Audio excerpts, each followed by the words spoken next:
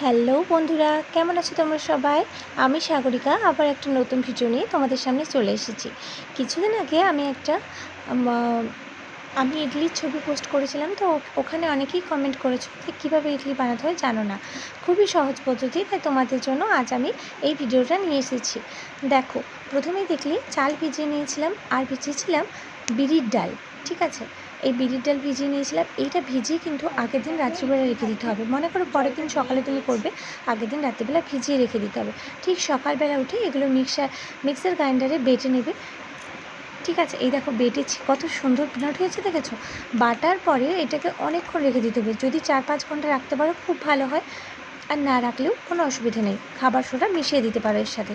তারপরে দেখো মিক্সার গ্রাইন্ডারে বাটার পরে এটাকে ভালো করে ফেটিয়ে নিয়েছি। ফেটিয়ে নেওয়ার পরে এই দেখো গ্যাসের মধ্যে অলরেডি আমি জলটা গরম করতে দিয়ে দিয়েছিলাম ইডলি মেকারে। ঠিক আছে, তারপরে দেখো এই ইডলির প্লেটটাতে আমার এখানে 4টা করে ইডলি, মানে একসাথে তোমার হবে 12টা ইডলি। ঠিক আছে, আর আর 12টা ইডলি দেখো আমি গ্যাসে বসিয়েই দিয়েছি। আর দেখো এদিকে ইডলির যে চাটনিটা হয়, ঠিক আছে, এটা ছোলার ডাল দিয়ে বানাতে হয়। এই রেসিপিটা তোমাদের আরেকদিন আমি দিয়ে দেবো। ছোলার ডাল দিয়ে বানাতে হয়, অলরেডি ওটা বানিয়ে নিয়েছিলাম।